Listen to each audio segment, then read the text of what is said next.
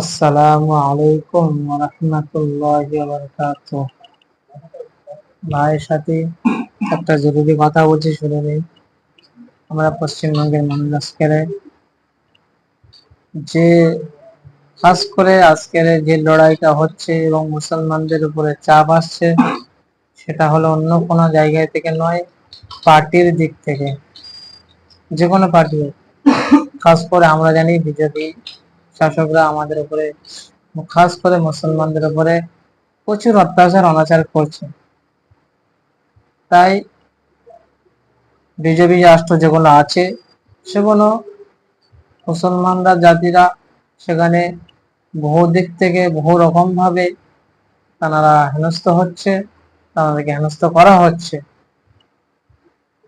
রইল বাকি পশ্চিমবঙ্গের মুখে। আজকের আমরা পশ্চিমবঙ্গের মুখ্যমন্ত্রী মমতা বন্দ্যোপাধ্যায়, আমরা তাকে বড় করেছি এবং অনেক উচ্চ মাকাম দিয়েছি এবং টিএমসি বিধায়ক বানিয়েছি। আমরা খাস করে ভেবে দেখলে, চিনে দেখলে, এই মুসলমানদের ভোট নিয়ে, মুসলমানদের সবকিছু নিয়ে আজকে ওরা বড় হয়েছে। মুসলমানরা আজকের আগে বাড়াচ্ছে বলে আজকের আগে বাড়ছে। মুসলমানদের সবকিছু নিয়ে ওরা আজকের মুসলমানদেরকে নিয়ে আজকে ওরা খেলা ছিনিমিনি শুরু করে দিয়েছে। যেটা আমার আসল মেন কথা, বলার কথা হলো, পশ্চিমবঙ্গের বুকে আমাদের মমতা বন্দ্যোপাধ্যায় আমরা বড় করেছি।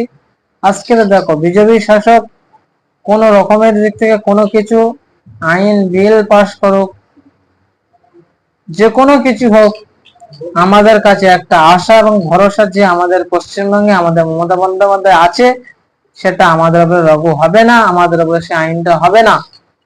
কেন, তার ক্ষমতা আছে সেটা রুখে দেবে, কিন্তু না, যেটা বিজেপি শাসক আইন পাশ করেছে সেটাও পশ্চিমবঙ্গে জারি হয়েও গিয়েছে। এমন কোনো জিনিস নেই সেটা আমাদের পশ্চিমবঙ্গের মুখে বন্ধ ছিল এবং আছে। আজকের খাস করে যেটা দেখলে বোঝা যায়, এই যে এসআইআর বলে একটা জিনিস উঠেছে আমাদের পশ্চিমবঙ্গের বুকে, আমরা সবাই, এটা আমাদের ভরসা ছিল এবং বিশ্বাস ছিল যে এসআইআর আমাদের পশ্চিমবঙ্গে হবে না, মমতা বন্দ্যোপাধ্যায় হতে দেবে না, কিন্তু সেটা আইন পর্যন্ত রুখতে পারলো না। ওয়াকফ বিল, যেটা জানি মুসলমানদের সম্পত্তি, মুসলমানদের কারোর খাস করে যে কোনো মুসলমানের নামে আছে সে সম্পত্তিটা, তাও নয়।